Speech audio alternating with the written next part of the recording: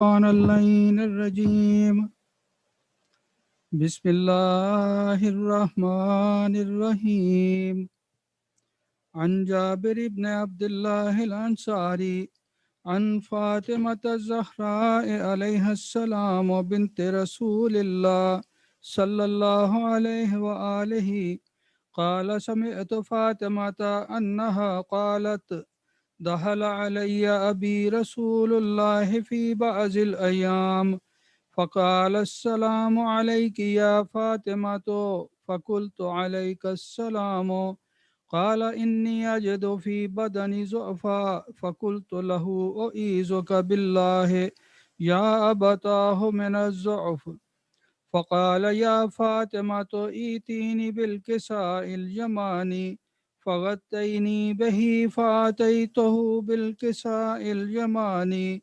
فغطيته به وسرت أنظر إليه وإذا وجهه يتلالو كأنه البدر في ليلة تمامه وكماله فما كانت إلا ساعة وإذا بولدي الحسن قد أقبل وقال السلام عليك يا أماه فقلت وعليك السلام يا قرة عيني وسمرة فؤادي فقال يا أماه إني أشم عندك رائحة طيبة كأنها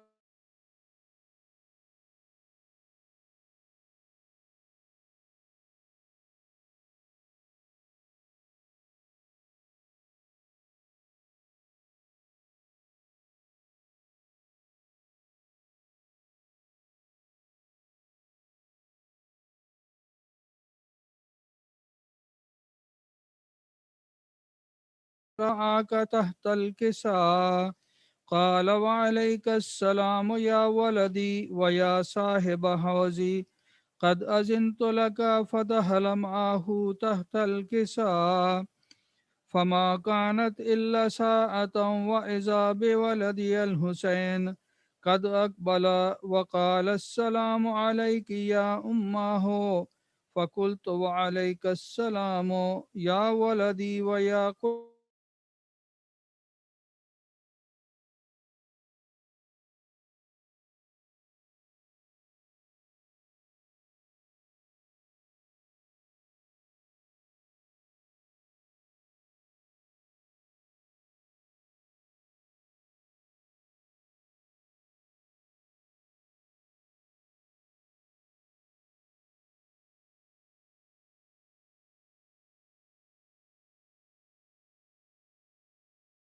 الكساء وقال السلام عليك يا جداه السلام عليك يا من اختاره الله أتأذن لي أن أكون معكما تحت الكساء فقال وعليك السلام يا ولدي ويا شافع أمتي قد أذنت لك فدخل معهما تحت الكساء اللهم صل على محمد وآل محمد فأقبل عند ذلك أبو الحسن علي بن أبي طالب وقال السلام عليك يا بنت رسول الله فقلت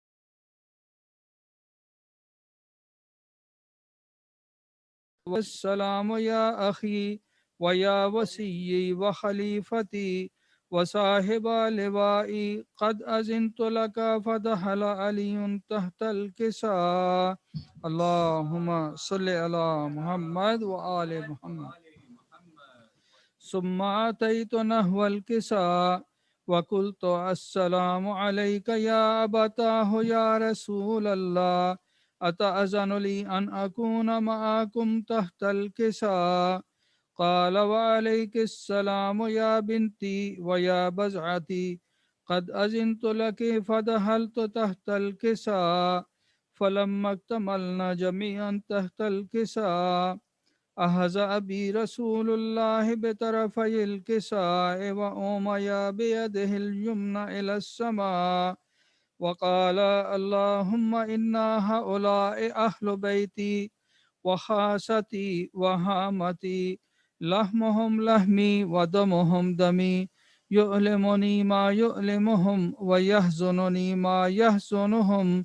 أنا حرب لمن حاربهم وسلم لمن سالمهم وعدو لمن آداهم ومحب لمن أحباهم.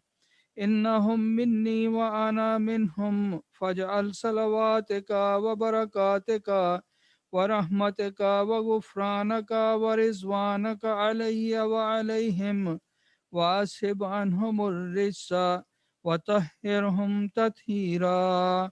اللهم صل على محمد وآل محمد. فقال الله عز وجل يا ملائكتي ويا سكان السماوات إني ما خلقت سماء مبنية ولا أرضا مطهيا ولا قمرا منيرا ولا شمسا مضيا ولا فلكا يدور ولا بحرا يجري ولا فلكا يسري إلا في محبة هؤلاء الخمسة الذين هم تحت الكساء. فقال الأمين جبرائيل يا رب ومن تحت الكساء؟ فقال عز وجل هم أهل بيت النبوة ومعدن الرسالة، هم فاطمة وأبوها وبألها وبنوها. اللهم صل على محمد وآل محمد.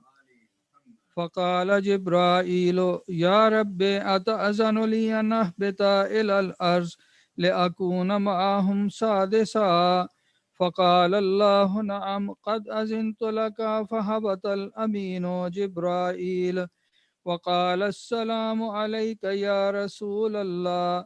العلي الأعلى يقرأك السلام ويهسك بالتحية والإكرام ويقول لك وعزتي وجلالي إني ما خلقت سماء مبنية ولا أرضا مطهيا ولا قمرا منيرا ولا شمسا مضيا ولا فلكا يدور ولا بحرا يجري ولا فلكا يسري إلا لأجلكم ومحبتكم، وقد أذن لي أن أدخل معكم، فهل تأذن لي يا رسول الله؟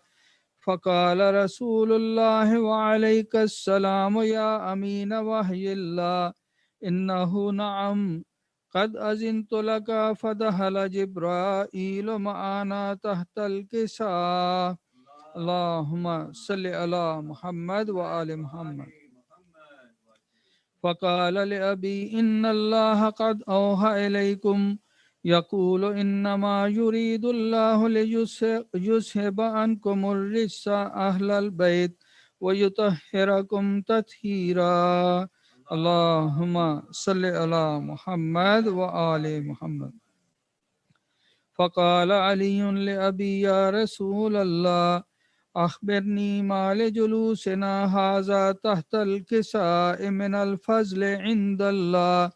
فقال النبي والذي بعثني بالحق نبيا واصطفاني بالرسالة نجيا ما ذكر خبرنا هذا في محفل من محافل أهل الأرض وفيه جمع من شيعتنا ومحبينا إلا نزلت عليهم الرحمة وحفت بهم الملائكة واستغفرت لهم إلى أن يتفرقوا.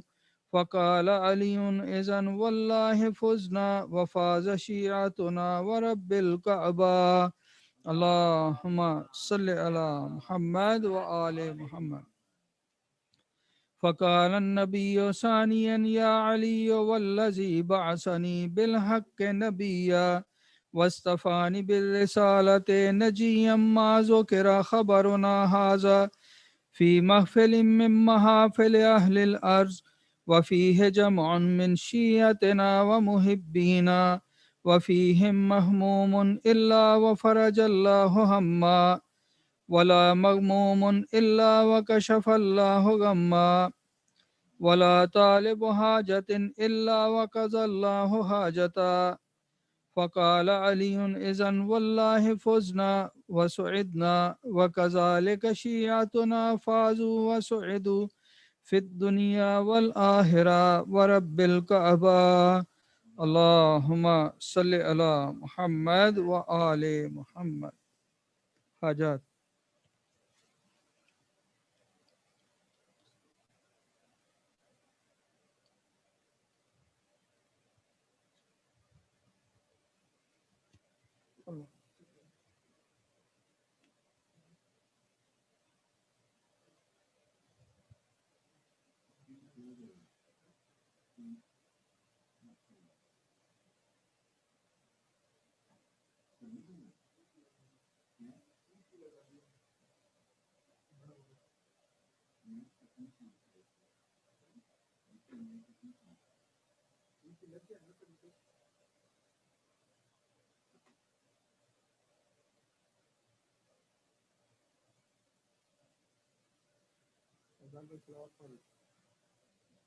اللہ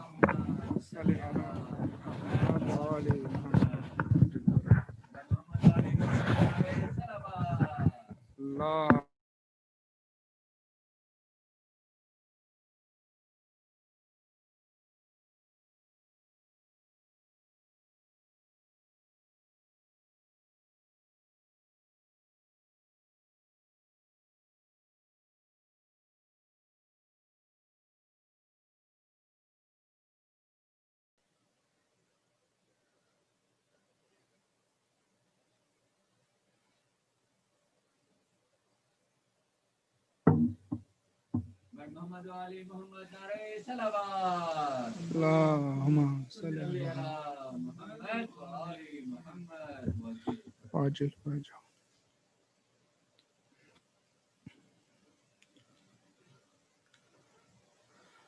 باری دیگر صلوات اللهم صل على محمد آل وعلی محمد شام کی عورتوں ایک وعدہ کرو شام کی عورتوں ایک وعدہ کرو روز قبر سکینہ پہ آؤ گی تم شام کی عورتوں ایک وعدہ کرو روز قبر سکینہ پہ آؤ گی تم جب تلک لوٹ کر میں نہ آؤں آگ کی شمع جلاؤ گے تم شام کی عورتوں ایک وعدہ کرو صورت شاہد بے کفن بھی میری جیسے اسیر محل بھی خالی کرتے میں مدفون غربا مثل اصغر رہی بے کفن بھی کیا کفن کی طرح روز چادر اس کی لحد پہ چڑھاؤ گی تم شام کی عورتوں ایک وعدہ کرو ایک یسرم کی تھی شاہزادی اس کا ساقات عباس غازی مشق لے کر گیا سوئی دریا اور قبضے میں کر لی ترائی لوریوں میں یہ سچی کہانی روز اس کو سناؤ گی تم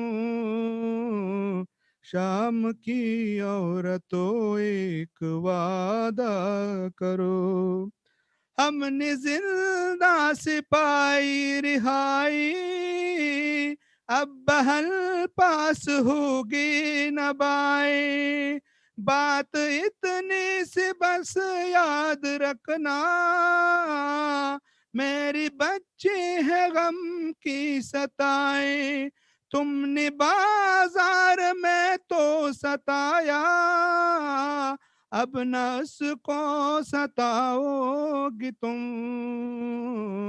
شام کی عورتوں ایک وعدہ کرو، جب کبھی قید خانے میں آنا، بیردہ بیبیوں کو نہ لانا، تم کو اصغر بھی دے گا دعائیں، اس کی تنہائیوں یوں منانا، چھوٹے چھوٹے سے بچوں کو لا کر پاس اس کے سلاؤ گی تم،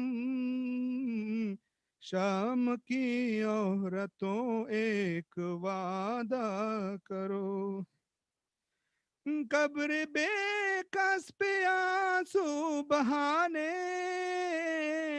حال قید ستم کا سنانے، قافلہ کربلا کو چلا ہے، اس کی بابا کا چہلم منانے، اتنا کہہ دو ہماری طرف سے، اس کا چہلم مناؤ گی تم، شام کی عورتوں ایک وعدہ کرو، شامیوں کی بہو بیٹیوں سے کہہ رہی تھی وہ اکبر یہ رو کے، یہ امانت ہے پردیسیوں کی، کر رہی ہو تمہارے حوالے، مجھ سے ایک بار بس اتنا کہہ دو، اپنا وعدہ نبھاؤ گی تم، شام کی عورتوں ایک وعدہ کرو، روز قبر سکینہ پہ آؤ کہ تم، شام کی عورتوں ایک وعدہ کرو، صلوات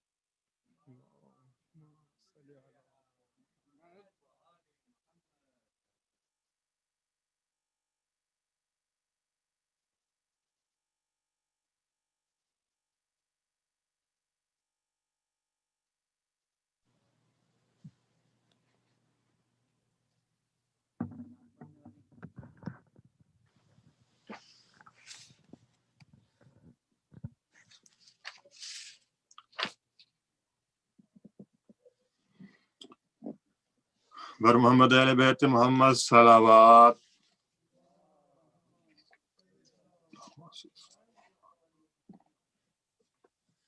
نعرہ تکبیر، نعرہ رسالت یا رسول اللہ، نعرہ حیدری یا علیہ السلام، حسینیت زندہ باد، یزیدیت مرد آباد، دشمنان اہل بیت پہ لعنت بے شمار، لعنت بے شمار، جہاں کے بھی پروگرام دیکھ رہے ہیں، سن رہے ہیں، یاسین کروانے کا سلام آپ کو، تحفہ یا علی مدد، محمد اہل بیت محمد پر دل کی گہرائیوں سے صلوات پڑھ دیں بلند آواز سے، اللہم صلی علی محمد و آل محمد، چند اشعار منقبت کے، اور اس کے بعد ذکر مصائب کے کچھ اشعار پیش کروں گا، پھر بھی مجھے سہارا دینے کے لیے صلوات پڑھ دیں آل محمد۔ نہیں ہوتی گناہگاروں پہ رحمت ہو بھی سکتی ہے نہیں ہوتی، گناہگاروں پہ رحمت ہو بھی سکتی ہے، محبت ہو علی سے گر شفاعت ہو بھی سکتی ہے نہیں ہوتی، گناہگاروں پہ رحمت ہو بھی سکتی ہے، محبت ہو علی سے گر شفاعت ہو بھی سکتی ہے نہیں ہوتی، گناہگاروں پہ رحمت ہو بھی سکتی ہے، نہیں ہوں عابد و زاہد مگر ذاکر ہوں مولا کا، نہیں ہوں عابد و زاہد مگر ذاکر ہوں مولا کا، علی کے ذکر سے میری طہارت ہو بھی سکتی ہے نہیں ہوتی، گناہگاروں پہ رحمت ہو بھی سکتی ہے ارشاد نبی ذکر علی عین عبادت ہے ارشاد نبی ذکر علی عین عبادت ہے، نہ ہو بے علی باطل عبادت ہو بھی سکتی ہے نہیں ہوتی، گناہگاروں پہ رحمت ہو بھی سکتی ہے۔ اور قبل غور شعر پیش کر رہا ہوں کہ بشر میں کب یہ طاقت ہے کہ وہ سورج کو لوٹا دے، بشر میں کب یہ طاقت ہے کہ وہ سورج کو لوٹا دے، مگر یا رب تیرے حیدر میں طاقت ہو بھی سکتی ہے نہیں ہوتی، نعرہ حیدری یا علیہ السلام، نہیں ہوتی، گناہگاروں پہ رحمت ہو بھی سکتی ہے، نبی کے منہ چھپاتے ہی کھلے عقدے محبت کے، نہ تھی امید امت بے مروت ہو بھی سکتی ہے نہیں ہوتی، گناہگاروں پہ رحمت ہو بھی سکتی ہے، برہنا سر پھرے گی عطرت احمد خبر کیا تھی، برہنا سر پھرے گی عطرت احمد خبر کیا تھی، کبھی آل محمد کی یہ حالت ہو بھی سکتی ہے नहीं होती, गुनाहगारों पे रहमत हो भी सकती है। अल्लाहुम्मा सल्ली अला मुहम्मद व आले मुहम्मद। हाँ, जहाँ भी प्रोग्राम देख रहे हैं, मजलिस सुन रहे हैं, आप बुलंद आवाज से सलवात पढ़ दें। अल्लाहुम्मा सल्ली अला मुहम्मद व आले मुहम्मद। हाँ, एक बार और मुझे गोद में ले लो बाबा, एक बार और मुझे गोद में ले लो बाबा, जोड़ कर नन्हे से हाथों को सकीना ने कहा, जोड़ कर नन्हे से हाथों को सकीना ने कहा, जोड़ कर नन्हे से हाथों को सकीना ने कहा, एक बार और मुझे गोद में ले लो बाबा, अपनी बेटी की तरफ प्यार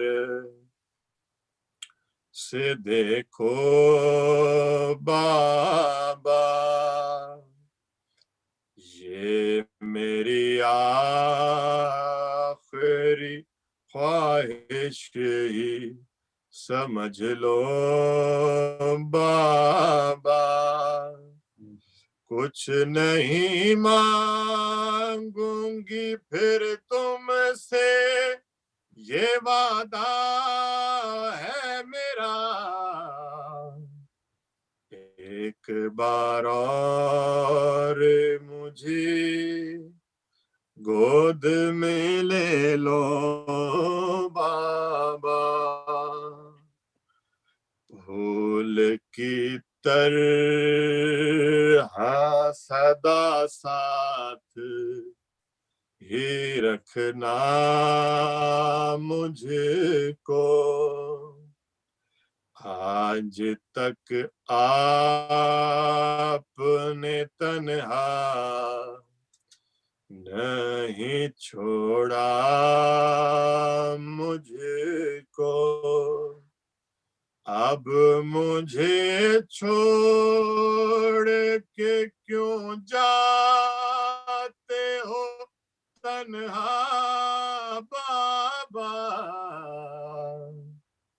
एक बार और मुझे गोद में ले लो बाबा, ये अमानत ना कोई छीन ले मुझसे आकर, साथ ले जाइए बाबा मेरे कानों के गौहर, अपनी मासूम सकीना पे ये एहसान होगा, एक बार और मुझे गोद में ले लो बाबा, पास बेशीर के मकतल में पास बेशीर के मकतल में चले जाओगे। मुझको मालूम है अब आप नहीं आओगे। क्या ये मुमकिन नहीं कुछ देर ठहर जाओ जरा। एक बार और मुझे गोद में ले लो बाबा। तन्हा मैदान में हरगिज नहीं जाने देते। होते गाजी तो सकीना की सिफारिश करते। आपको वास्ता गाजी के कटे शानों का एक बार और मुझे गोद में ले लो बाबा। फिर से कुरआन मोहब्बत की तिलावत कर लो। अब ये दिल कहता है, अब ये दिल है कि जी भर के ज़ियारत कर लो। अब कहाँ होगी मुलाकात ना जाने बाबा।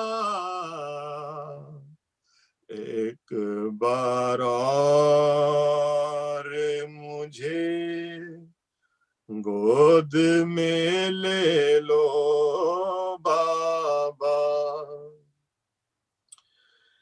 वक्त ए काश तकल्लम जो वहीं रुक जाता। अपने बाबा से सकीना, अपने बाबा से सकीना कभी होती जुदा। फिर कभी आती ना मासूम लबों से ये सदा। एक बार और मुझे गोद में ले लो बाबा। एक बार और मुझे गोद में ले लो बाबा। अल्लाहुम्मा सल्ली अला मुहम्मद व आले मुहम्मद। अल्लाहुम्मा सल्ली अला मुहम्मद व आले मुहम्मद। चंद अशार और मसाइब के पेश करता हूँ जब तक किबला साहब आते हैं, और इंशाल्लाह जैसे वो आएंगे तो फिर मैं इख्तिताम करूँगा। ज़ेब भाई और अली भाई जो इंतजामिया में है, मैनेज कर रहे हैं सिलसिले को, तो इंशाल्लाह जैसे ही किबला आए तो आके मुझे बताएंगे तो इंशाल्लाह जी मैं इंशाल्लाह मैं पढ़ता हूँ। तो जैसे ही आए तो आप मुझे जरूर बताइएगा। आप लोग जहाँ भी प्रोग्राम देख रहे हैं, सेंटर में बैठे हैं, मौला को सलामत रखे। बुलंद आवाज से खानदान ज़हरा पे सलवात पढ़ दें। अल्लाहुम्मा सल्ली अला मुहम्मद व आले मुहम्मद वाजिल फरजहम। हाय बिनते ज़हरा کا کھلا سر ہے، خدا خیر کرے، بنت زہرا کا کھلا سر ہے، خدا خیر کرے، بنت زہرا کا کھلا سر ہے، خدا خیر کرے، بنت زہرا کا کھلا سر ہے، خدا خیر کرے، اور ہر ہاتھ میں پتھر ہے، خدا خیر کرے، اور ہر ہاتھ میں پتھر ہے، خدا خیر کرے، اور کے بیٹے پہ ہی، اور کے بیٹے پہ ہی شبیر بہت روئے تھے، اور کے بیٹے پہ ہی شبیر بہت روئے تھے، ارے اب تو لاش علی اکبر ہے، خدا خیر کرے، ارے اب تو لاش علی اکبر ہے، خدا خیر کرے۔ اور صاحب کا ایک اور دردناک شعر پیش کر رہا ہوں۔ خدا خیر کرے، مارتے ہیں وہاں نیزوں کو زمیں پر ظالم، مارتے ہیں وہیں نیزوں کو زمیں پر ظالم، دفن جس جا علی اصغر ہے، خدا خیر کرے، ہر دفن جس جا علی اصغر ہے، خدا خیر کرے۔ کچھ قدم دور کھڑی دیکھ رہی ہے زینب، کچھ قدم دور کھڑی دیکھ رہی ہے زینب، اور شمر کے ہاتھ میں خنجر ہے، خدا خیر کرے۔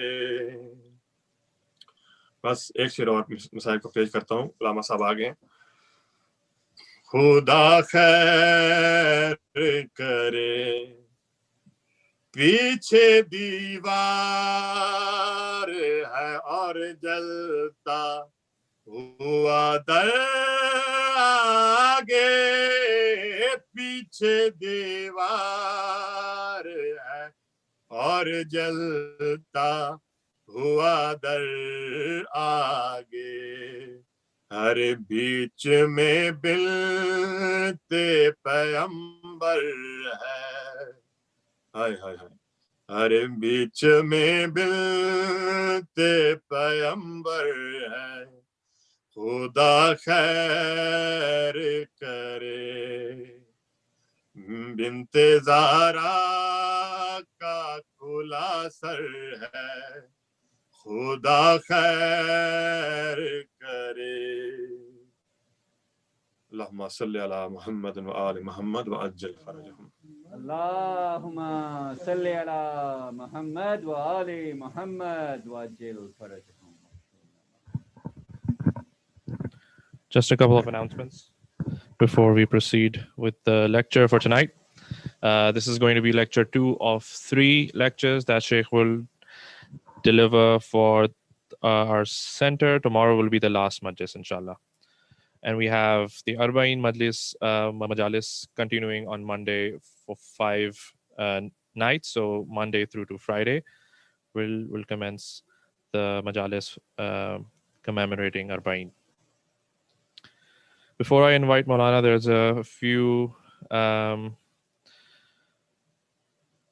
Fatiha requests that I would like to get out there.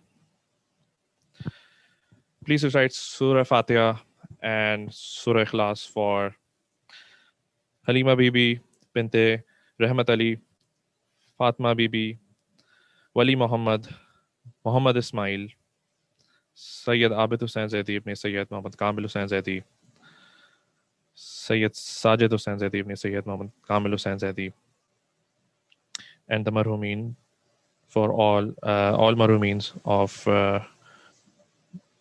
Shanab.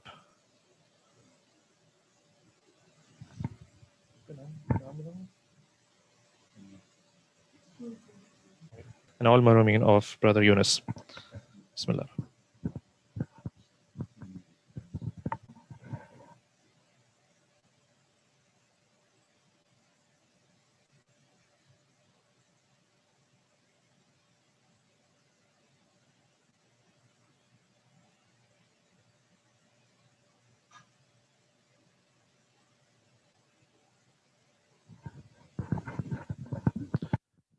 And with that, I'd like to invite Sheikh, are you online?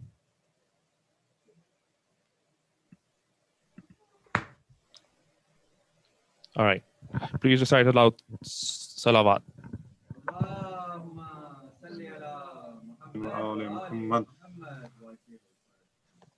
أعوذ بالله من الشيطان اللعين الرجيم. بسم الله الرحمن الرحيم. الحمد لله رب العالمين، ثم الصلاة والسلام على خاتم الأنبياء والمرسلين سيدنا ونبينا محمد وعلى أهل بيته الطيبين الطاهرين. اللهم صل على محمد وآل محمد.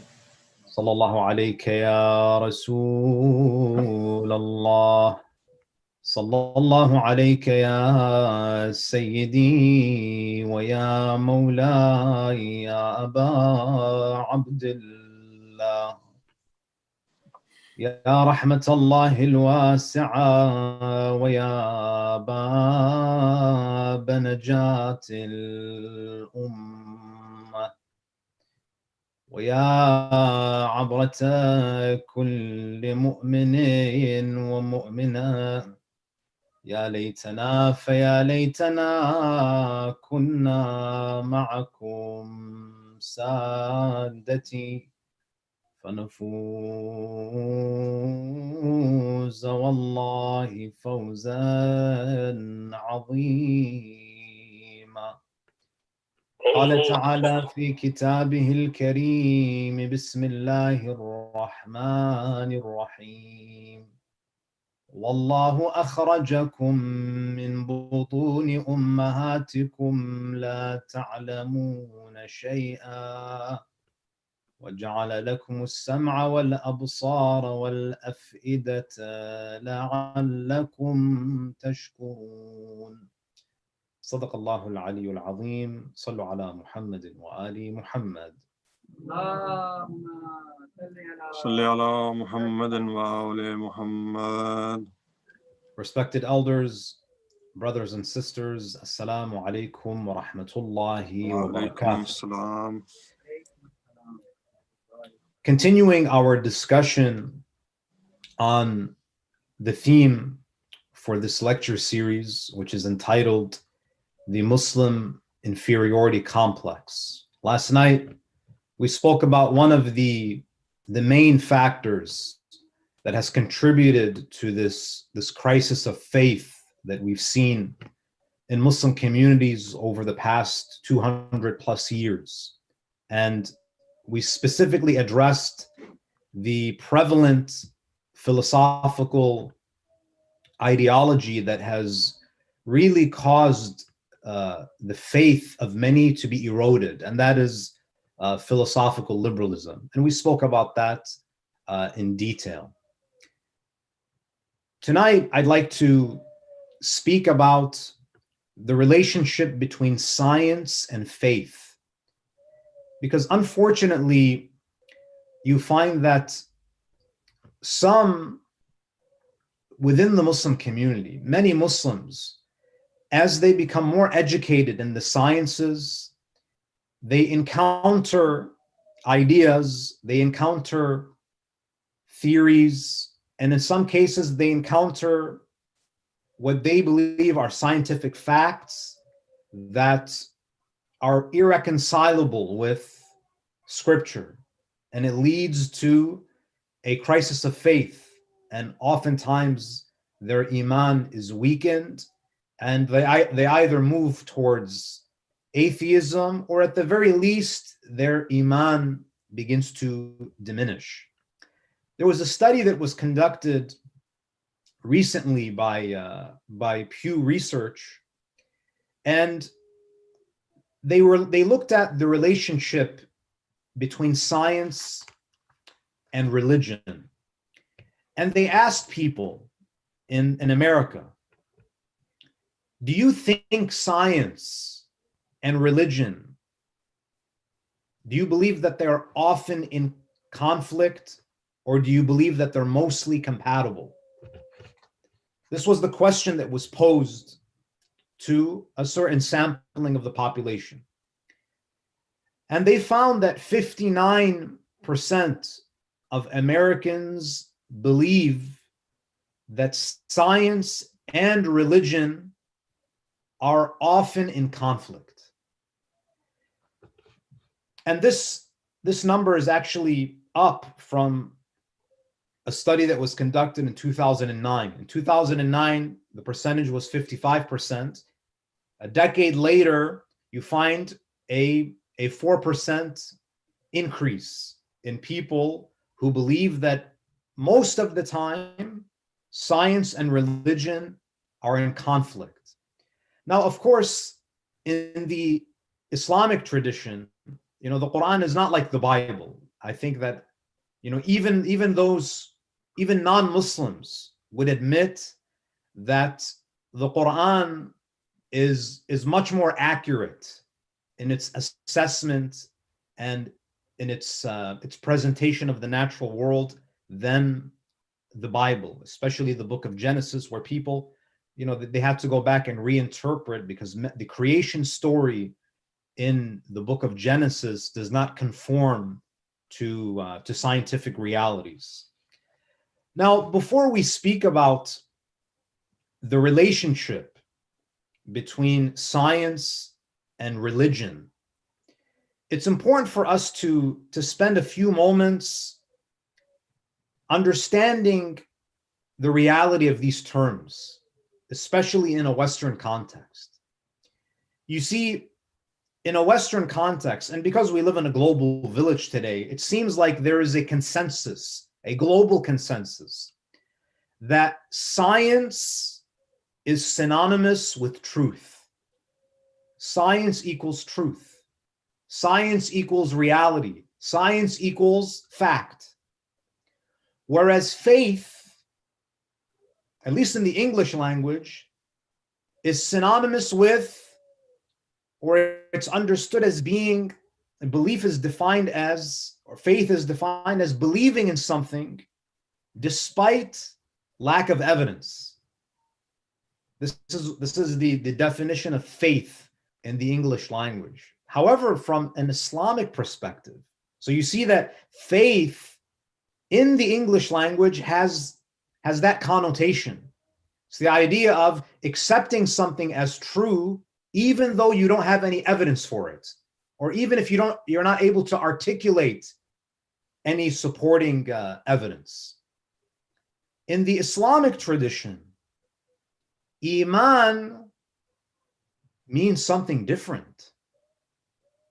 In the Islamic tradition, Iman is to know something and to submit to it.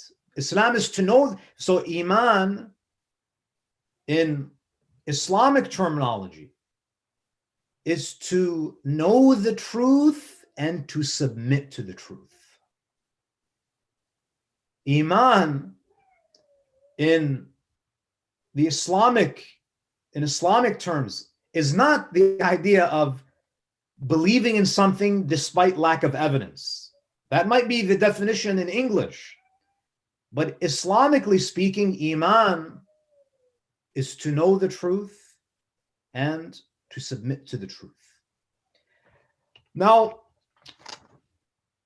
as I mentioned, there is this assumption that science equals fact, equals reality, equals truth, whereas Iman equals baseless beliefs that don't have evidence.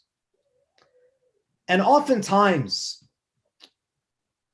scientists, what they'll do is that, and this is something that I even experienced as a college student.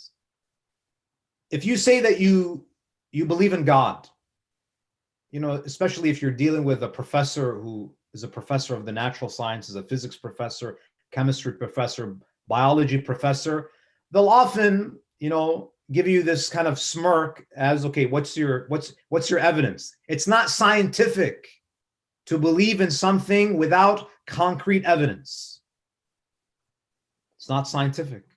That, you religious people, you guys accept God and you consider it to be a self-evident truth, but you don't have any evidence. You just assume that it's true. And that applies to your belief in the hereafter, and all of your beliefs don't have supporting evidence. However, many of us may have studied sciences in high school, at the university level, but many of us may not be familiar with the philosophical underpinnings of science. I believe that before we study science, we have to study the philosophy of science. Now, what do I mean by this? People who pride themselves as being scientific and rational, that we only accept what is evidence-based. Those who pride themselves as having a scientific approach, that we are an evidence-based driven tradition. If you believe something, prove it. Don't make any assumptions. If you look at science, brothers and sisters, science is actually predicated. It's built on certain philosophical assumptions. We would not have science. Science would not even exist if it were not for certain philosophical assumptions that we consider to be self-evident. For example, one of the philosophical assumptions that you have to accept before you can even begin doing any science is that you have to assume that the physical world is real. You have to assume that there is something called objective reality, that there is a world that really exists outside of your mind. Question: what's the proof for that? To do science, there has to be an assumption, and that assumption is there is something that exists outside of my mind that is real. It's an objective reality outside of my mind. What's the evidence for that? Science is built on this assumption. What's the evidence for that? They'll tell you what? They'll tell you that it's self-evident. What's the proof? We can't articulate any proof for you. It's self-evident. So why is it? So the question here is, why is it okay to ridicule religion for accepting certain self-evident truths, but when science accepts a self-evident truth, which is the assumption that there is an objective reality, why is that self-evident truth valid, but the self-evident truths of religion are invalid? You see, the claim that science only accepts that which has solid empirical evidence is actually false, because science itself is predicated on a philosophical assumption that is self-evident, meaning that there's no empirical evidence that there is an objective reality. We assume that it's true. It's number one.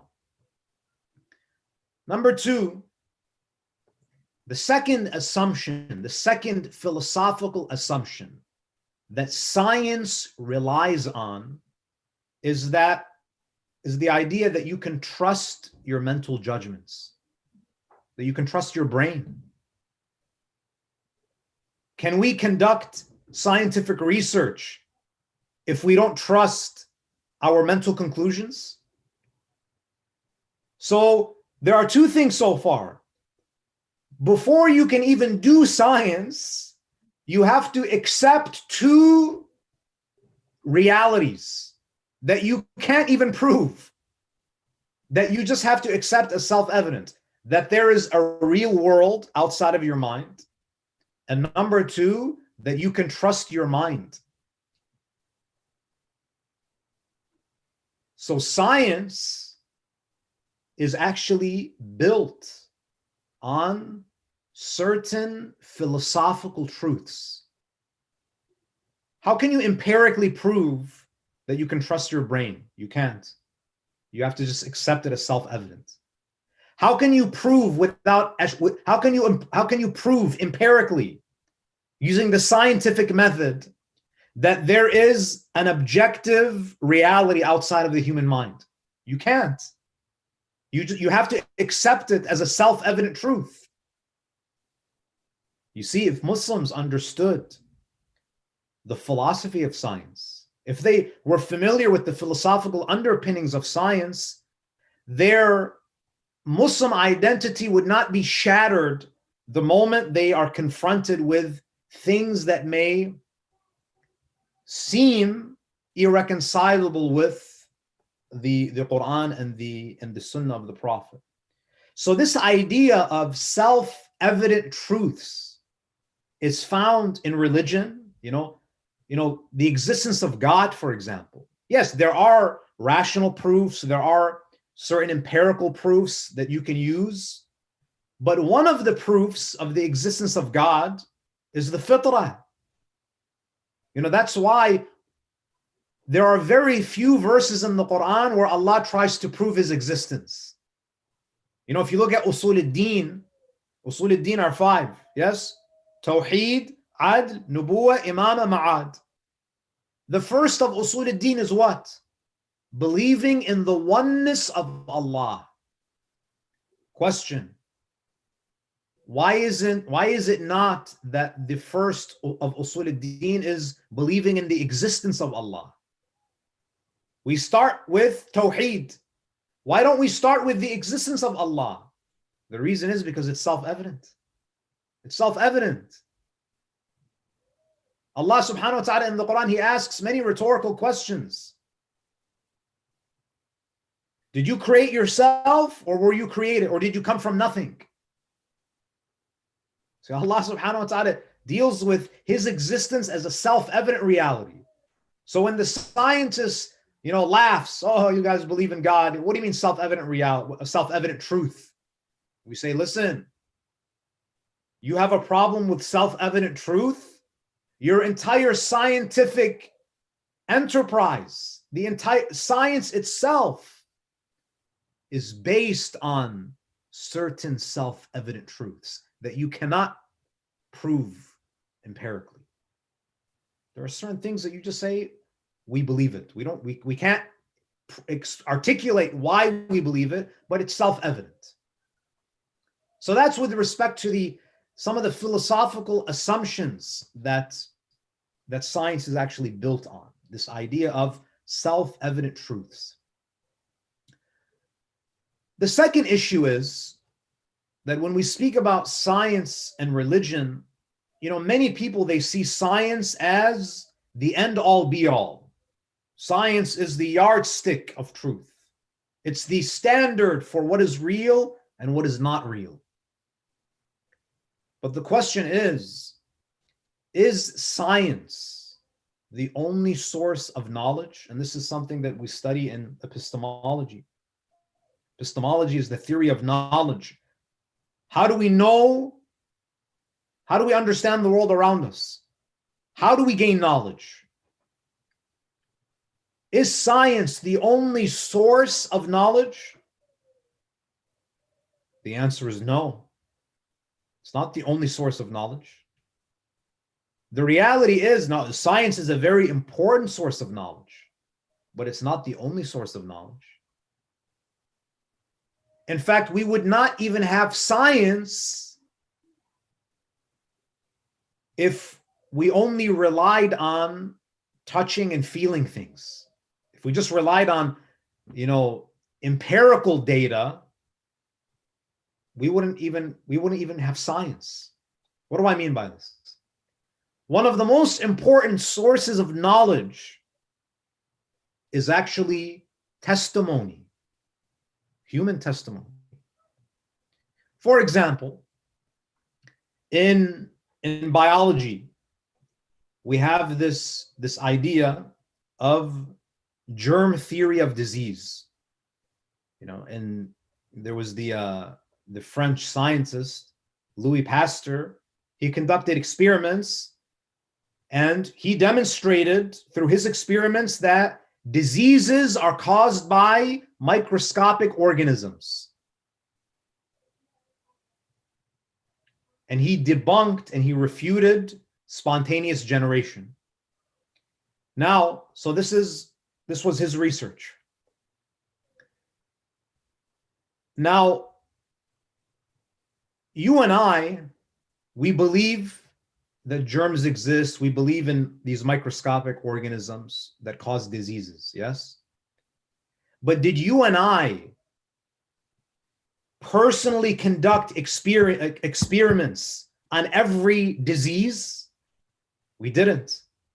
We rely on what? We rely on the testimony of scientists. In fact, scientists rely on the testimony of other scientists. They didn't do the experiment themselves. They didn't do the research themselves. They rely on the testimony of other scientists. So unless you're going to personally conduct every experiment on every disease, you're going to have to rely on the testimony. So if it wasn't for the value of testimony, this vast knowledge that we have, that we call science, it wouldn't even exist. Now you might say that, oh, but Shaykh, those experiments have been repeated over and over, and that's why we accept them to be true. Yes, I agree. But unless you repeated it yourself, you still have to rely on the testimony of others. Another issue, and these are all, philosophical issues related to science. Does science lead to certainty? This is something that Sayyid Muhammad Baqir al-Sadr discusses in depth in his book on induction. Science, as you know, brothers and sisters, it relies heavily on induction, on istiqra'. What is induction?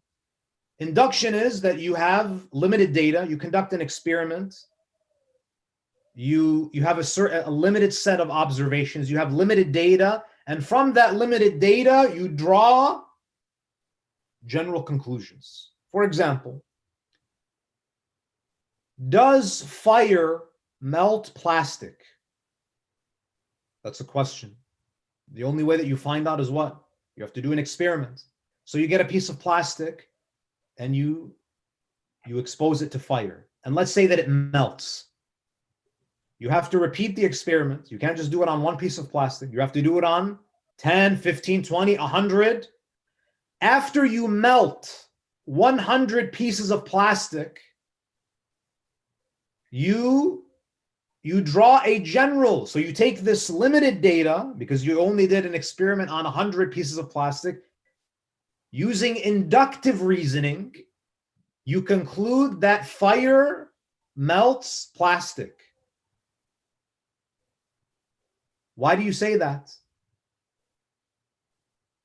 You use that limited data and you draw a general conclusion. Now, of course, this is going to be inherently probabilistic. It's still possible now, even though the probability is low, it's still possible that if you do enough experiments, you might come across a piece of plastic that doesn't melt.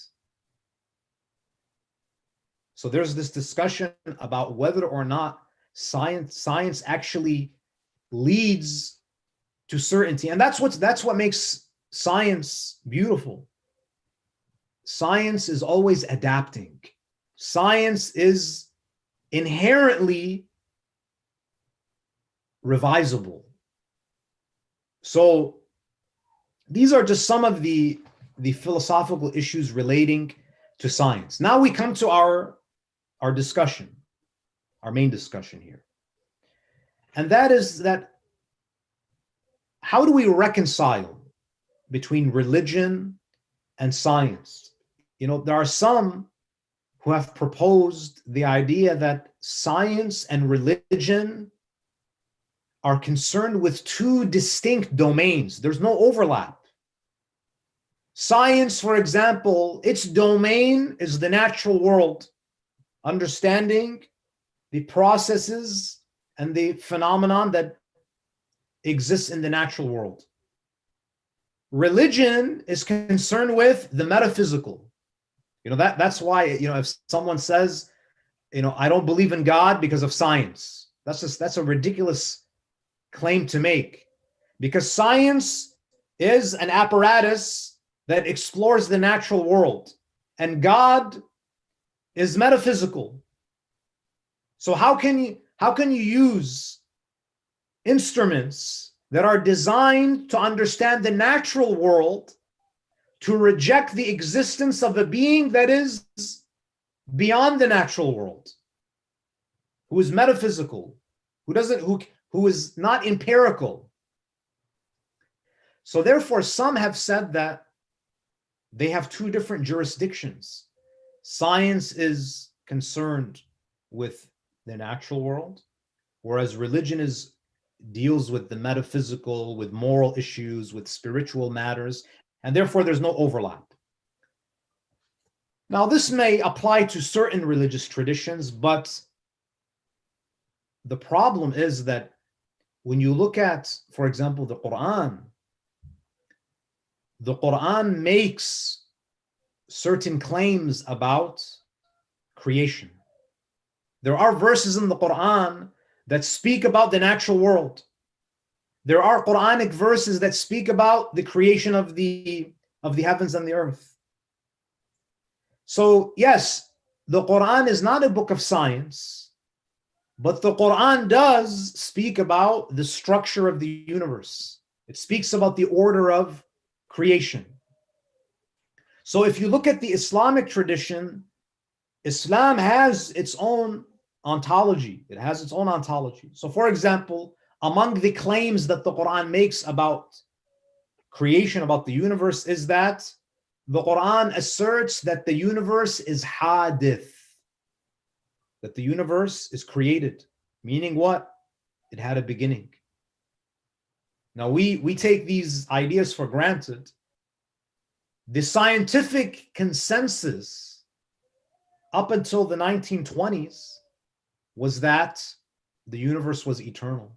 That's why if you look at, you know, atheists of the 19th century, for them it was very easy, at least in their minds, to discredit the idea of God.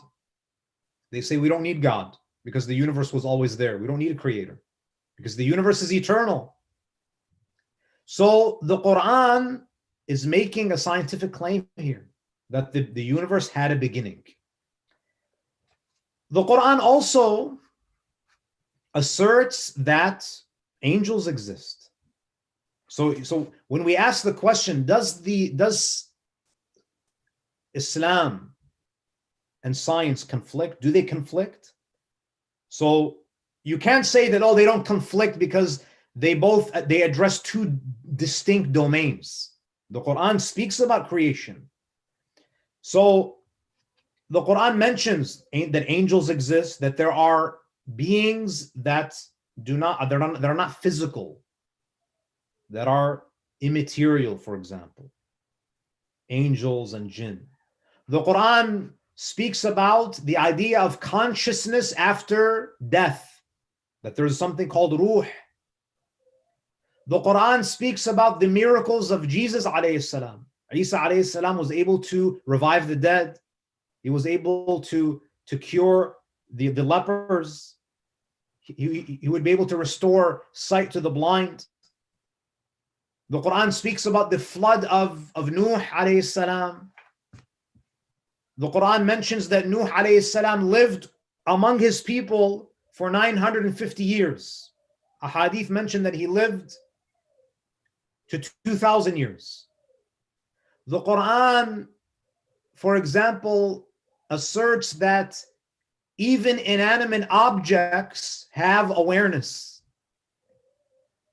Allah subhanahu wa ta'ala in Surah Al-Isra, verse 44, what does he say?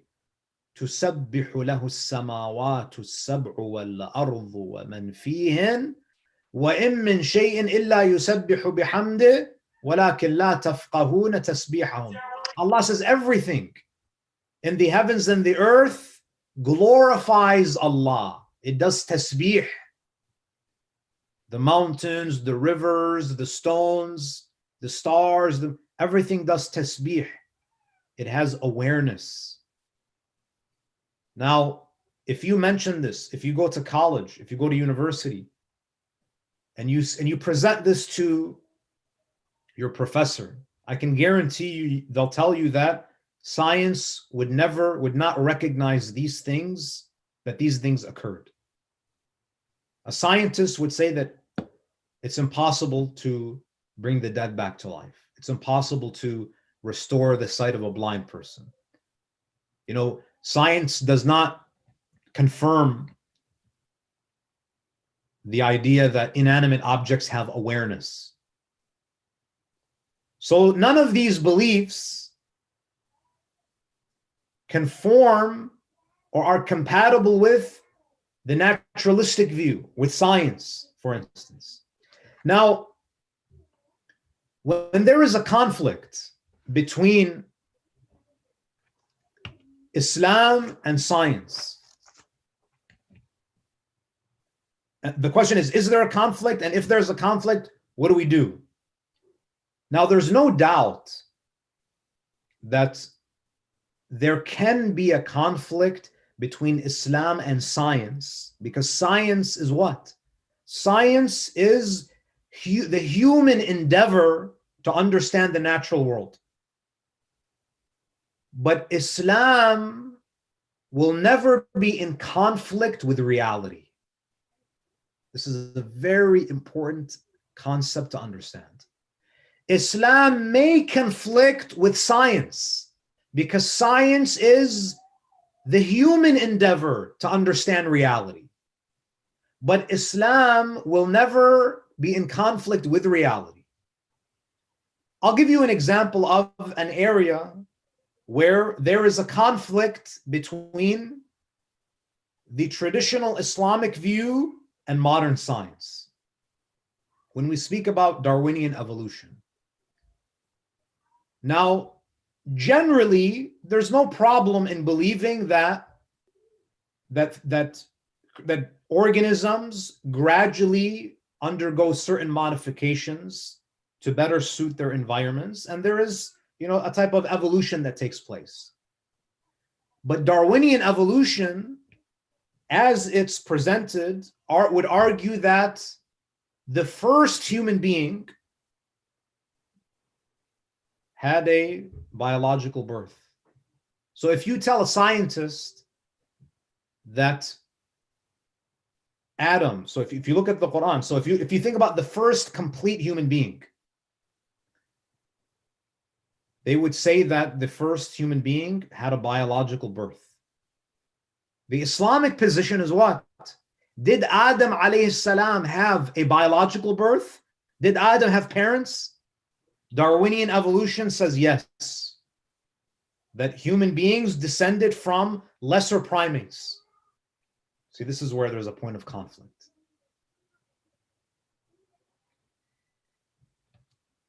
Why is there a conflict here? So Darwinian evolution would say, for example, that the first human beings were born through a biological process called birth. But the Quran indicates that Adam alayhi salam was not born or did not have a biological birth. Why? If you look at Surah Ali Imran, Surah 3, Ayah 59, when the Christians of Najran, they came and they were debating with Rasulullah about the divinity of Isa, they argued with the Prophet that Jesus must be the Son of God because Jesus was born without a father. He only had a mother, and therefore he must be divine. What was the Quranic counter-argument? إِنَّ مَثَلَ عِيسَى عِنْدَ اللَّهِ كَمَثَلِ آدَمَ خَلَقَهُ مِنْ تُرَابٍ ثُمَّ قَالَ لَهُ كُنْ فَيَكُونَ. The counter-argument is that if you say Isa alayhi salam is God or he's divine because he was born without a father, how about Adam? If Adam had a normal biological birth, the argument wouldn't make sense. So this verse highlights that Adam did not have a mother or a father. He did not come into existence through a biological birth. This is something that Darwinian evolution rejects. So what happens? What do? Do we say that no, we have to go and reinterpret the Quran so it can accommodate for these scientific findings? The Quran is very clear. And some reformist Muslims, they take this approach. Whenever there is a scientific consensus, they go back to the Quran and they reinterpret those verses to align with scientific findings. But what's the problem with that? The problem is, brothers and sisters, scientific history has had many changes to scientific consensus. If you look at the history of science, there are many examples of where there was a scientific consensus and that scientific consensus changed. For example, there was a scientific consensus at one time that the Earth is the center of the universe, geocentrism, or it was the center of the solar system. There was a consensus. That consensus changed when they discovered that no, the sun is actually the center of the solar system. So you see a transition from geocentrism to heliocentrism. As I mentioned, scientists in the 19th century, there was a consensus in the scientific community that the universe never had a beginning. It was eternal. In 1920, Edwin Hubble changed that scientific consensus. Then there was the Big Bang. Now, what would have happened? Imagine in the early 1900s, Muslims got together and they said, listen, there is a scientific consensus that the universe didn't have a beginning. So we have to go back and reinterpret those ayat of the Quran where Allah says, خَلَقَ السَّمَاوَاتِ وَالْأَرْضِ. Alhamdulillah alladhi fatara as-samawati. We have to go back and reinterpret them. Imagine we did that. We reinterpreted the Quran because of that scientific consensus. We reinterpreted the Quran even though the Quran was explicit. Imagine we reinterpreted the Quran to accommodate scientific findings. What would have happened in 1920? Oops, that scientific consensus was wrong. So now let's go back and go back to our original position. Why is it that Muslims have this inferiority complex? Why is it that when there is a scientific theory or there's a scientific discovery, we automatically take it as the absolute truth? It's as though we believe that science is the ultimate authority and wahi is a secondary authority. And if there's a conflict between a scientific discovery and revelation, we modify revelation to accommodate science. But why don't we wait and say, okay, that is your position, this remains our position, and we'll give you time to figure it out? Because history has shown that there are many instances when there was a scientific consensus and that scientific consensus changed. So today, as Muslims, when Darwinian evolutionists say that the first human being had a biological birth, we don't need to go back to the Quran and say, okay, we got to reinterpret the Quran because the scientists say that, Adam or the first human being must have had a biological birth.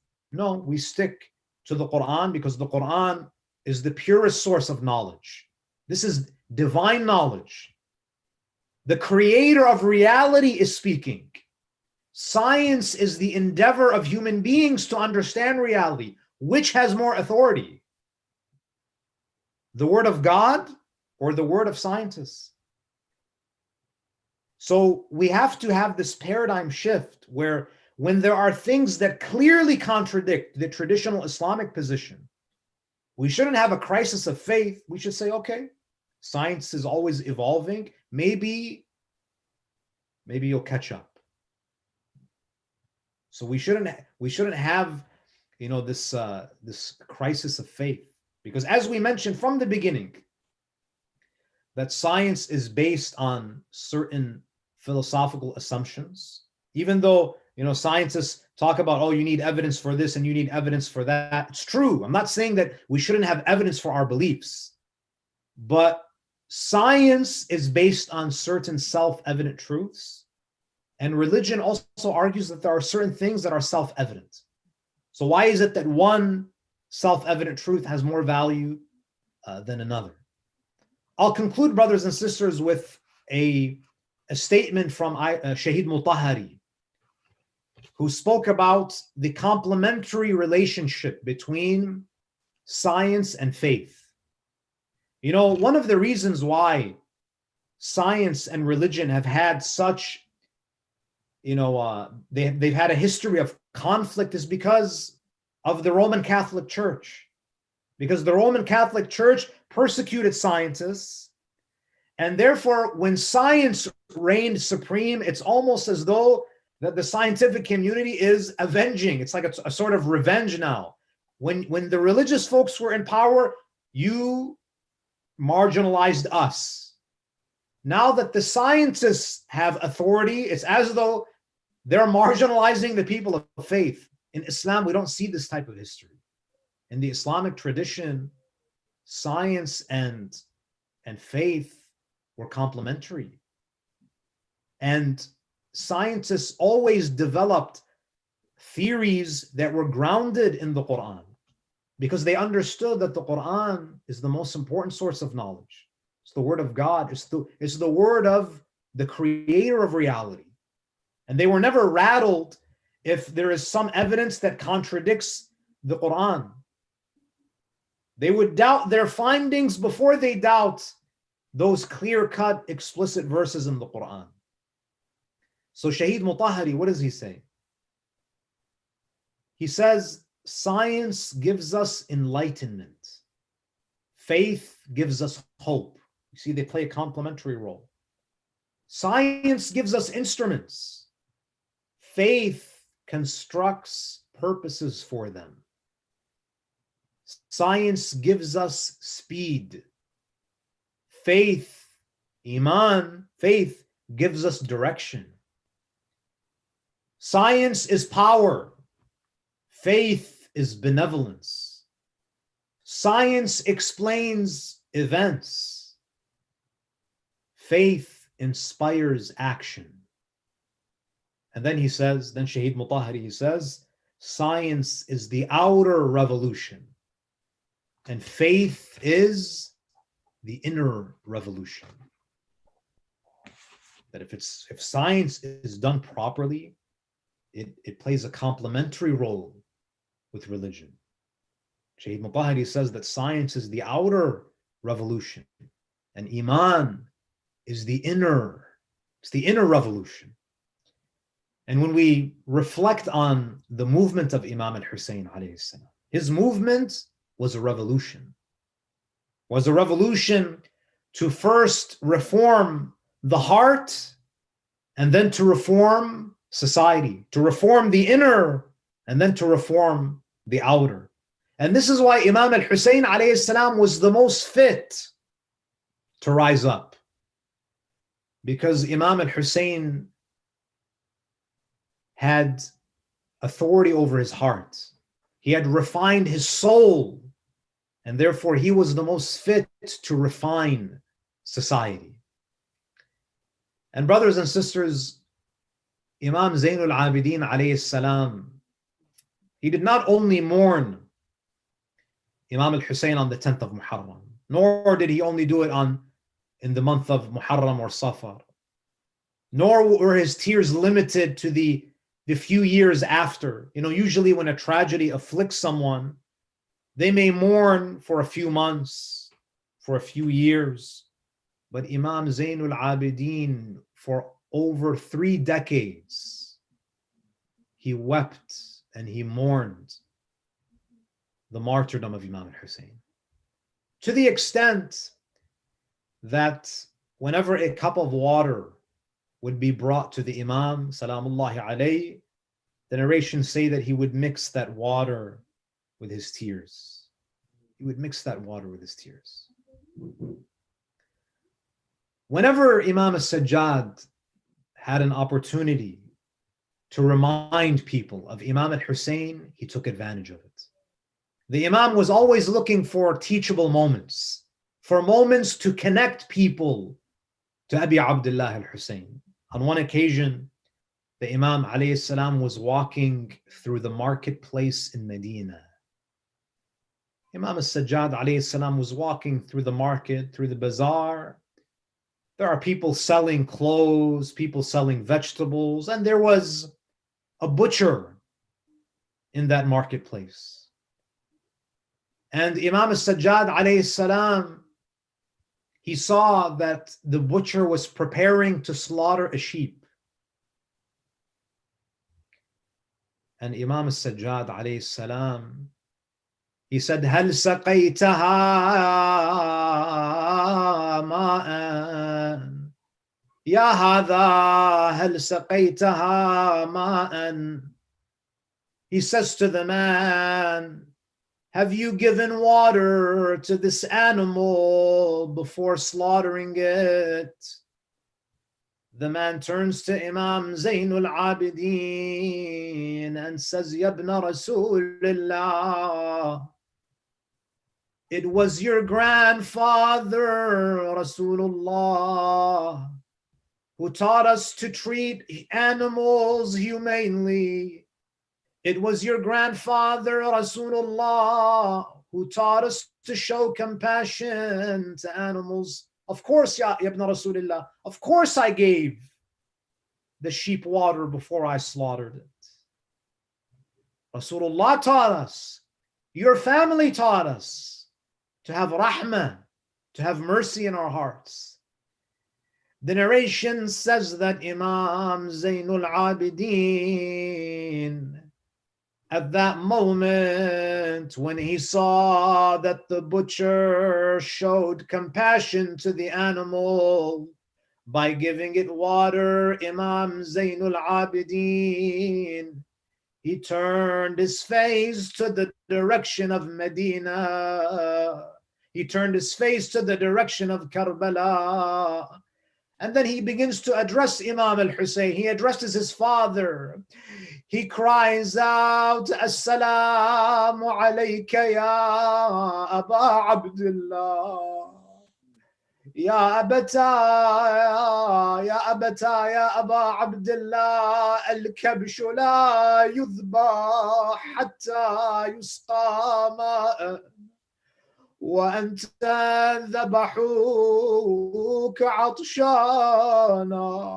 Oh, my father Hussein, even the sheep is given water until before it is slaughtered. But they slaughtered you, O my father, without granting you a drop of water. It is narrated that even on the day of Ashura, after they burned the tents, when the army of Umar ibn Sa'ad, when they were told that they need to take the women and children as captives, the soldiers, they say to Umar ibn Sa'ad that if you want to take the women and children alive, you have to give them water. They are dehydrated. They're dying of thirst. You have to give them water.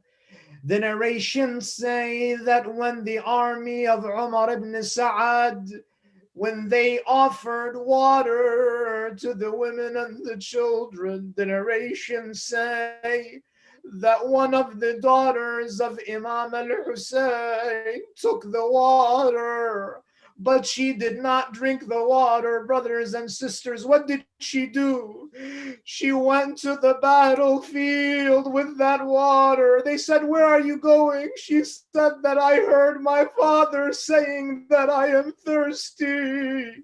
She goes to the body of Aba Abdullah. She sits beside him and she offers water to her father. But how can her father drink when his head was separated from his body? La hawla wa la قوة إلا بالله العلي العظيم. وسيعلم الذين ظلموا أي منقلب سينقلبون والعاقبة للمتقين. We ask Allah Azza wa Jal to bless us and to guide us and to illuminate our hearts with the teachings of Muhammad wa Ali Muhammad. We ask Allah to accept these tears, to purify our hearts with these tears, to forgive us our shortcomings, to grant us our hawa'ij, and most importantly, we ask Allah Azza wa Jal to bestow upon us the shafa'ah, the intercession of Muhammad wa Ali Muhammad on the day of judgment. يَوْمَ لَا يَنْفَعُ مَالٌ وَلَا بَنُونَ إِلَّا مَنْ أَتَى اللَّهَ بِقَلْبٍ سَلِيمٍ. وآخر دعوانا أن الحمد لله رب العالمين وصلى الله على محمد وآله الطاهرين. Ya Hussein, Ya Hussein, Ya Hussein, Ya Hussein, Ya Hussein, Ya Hussein,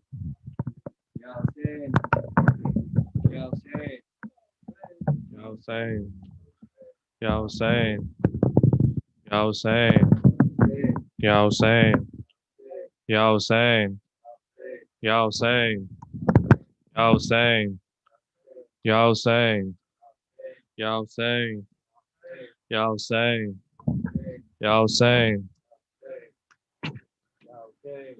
एहसास हुआ जब के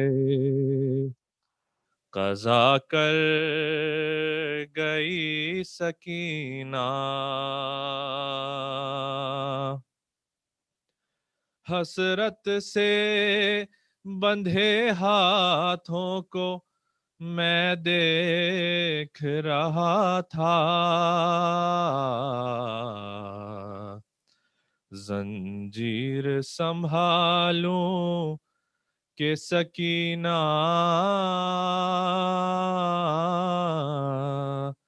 का जनाजा, जंजीर संभालूं کہ سکینہ کا جنازہ زنجیر سنبھالوں کہ سکینہ کا جنازہ زنجیر سنبھالوں کہ سکینہ کا جنازہ حسرت سے بندھے ہاتھوں کو میں دیکھ رہا تھا زنجیر سنبھالوں کہ سکینہ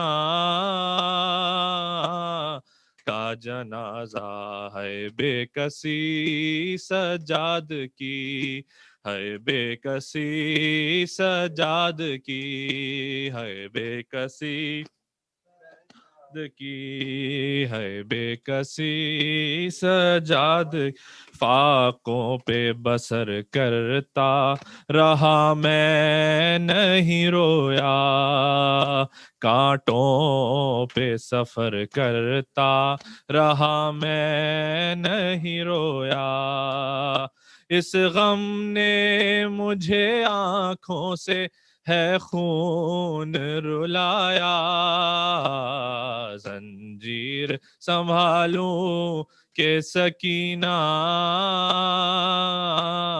کا جنازہ زنجیر سنبھالوں کہ سکینہ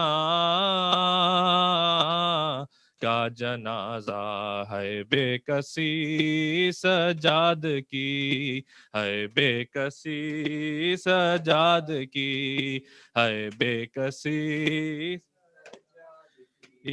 ہے بے کسی تقدیر نے بابا یہ غم کیسا دیا ہے موت آنے سے ہی پہلے مجھے مار دیا ہے زندان میں آ کر مجھے بتلاؤ خدا را زنجیر سنبھالوں کہ سکینہ کا جنازہ زنجیر سنبھالوں کہ سکینہ کا جنازہ ہے بے کسی سجاد کی ہے بے کسی سجاد کی ہے بے کسی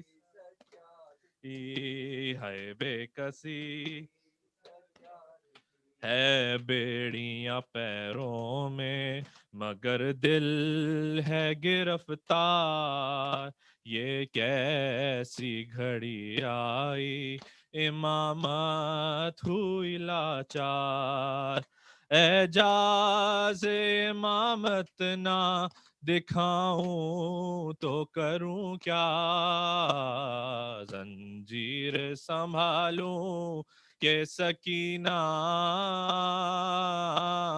کا جنازہ زنجیر سنبھالوں کہ سکینہ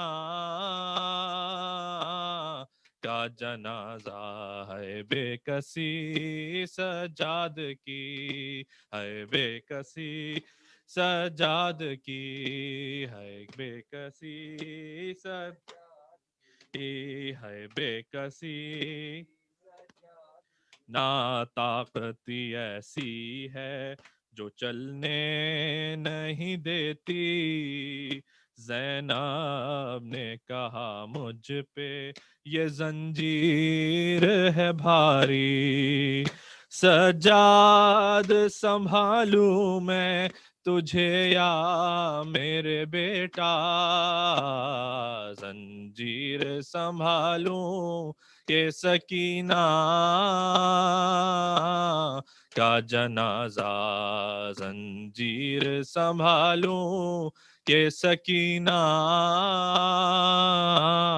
کا جنازہ ہے بے کسی سجاد کی بے کسی سجاد کی ہے بے کسی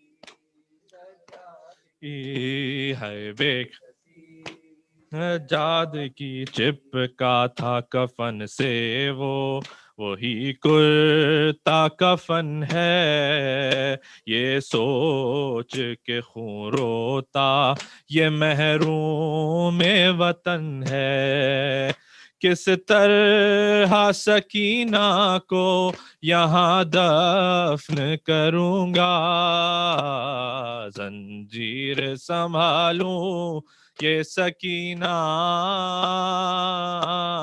کا جنازہ زنجیر سنبھالوں کہ سکینہ کا جنازہ ہے بے کسی سجاد کی ہے بے کسی سجاد کی ہے بے کسی سجاد کی ہے بے کسی کی اس بچی نے غربت میں بہت ساتھ دیا تھا پینے کو ملا پانی تو زنجیروں پہ ڈالا افسوس کہ میں اس کی مدد کر نہیں پایا زنجیر سنبھالوں کہ سکینہ کا جنازہ زنجیر سنبھالوں کہ سکینہ کا جنازہ ہے بے کسی سجاد کی ہے بے کسی سجاد کی ہے بے کسی کی ہے بے کسی عرفان ازا تیرا ہر ایک لفظ ہے مظہر پھر تو رہی کر سکتا یہ پایا ہے وہ منظر یہ بات ہے سجاد کے نوحے کا خلاصہ زنجیر سنبھالوں کہ سکینہ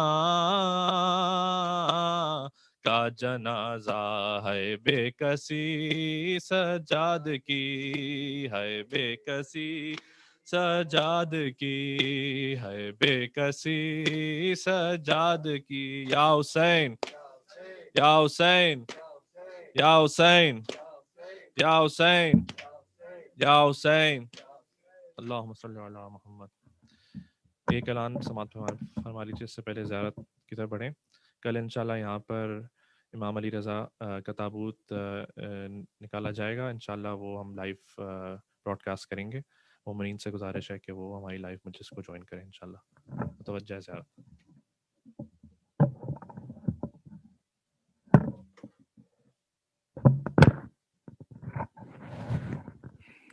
السلام علیکم یا رسول اللہ، السلام علیکم یا حبیب اللہ، السلام علیکم یا نبی اللہ، السلام علیکم ورحمۃ اللہ وبرکاتہ، السلام علیکم یا ابا عبد اللہ الحسین، السلام علیکم یا ابن رسول اللہ، السلام علیکم یا ابن امیر المؤمنین وابن سید الوسین، السلام علیکم یا ابن فاطمۃ الزہراء سیدۃ النساء العالمین، السلام علیکم یا اصار اللہ وابن سار والبتر الموتور، السلام علیکم وعلی الارواح التي حلت بفنائك عليكم مني جميعا سلام الله ابدا ما بكيت وبكي الليل والنهار ولا جعل الله آخر العهد من لزيارتكم. السلام على الحسين وعلى علي ابن الحسين وعلى أولاد الحسين وعلى أصحاب الحسين. السلام علیکم جميع شهداء کربلا وسران کوفہ والشام. السلام علیک یا بنت رسول اللہ، السلام علیک یا بنت سید الانبیاء والمرسلین، السلام علیک یا بنت فاطمة الزہراء سیدۃ النساء العالمین، السلام علیک یا اخت الحسن والحسین شہید شباب اہل جنت اجمعین، السلام علیک یا زینب الکبریٰ، السلام علیک یا اہل بیت النبو مختلف الملائکۃ السلام عليكم ورحمة الله وبركاته. السلام عليك يا غريب الغرباء. السلام عليك يا معين الضعفاء والفقراء. السلام عليك يا معيس الشية والذوار في يوم الجزاء. السلام عليك يا شمس الشموس. السلام عليك أيها المدفون بأرض التوس. السلام عليك يا سلطان أبا الحسن يا علي ابن موسى رضا. السلام عليكم ورحمة الله وبركاته. السلام عليك يا صاحب العصر والزمان. الأمان من فتنة الزمان. السلام عليك يا شريك القرآن. السلام عليك يا إمام الإنس والجان. السلام عليك يا بقية الله. السلام عليك يا حجة الله. السلام عليك يا إمام زماننا هذا جل الله تعالى محرجك وزهورك. السلام عليكم ورحمة الله وبركاته.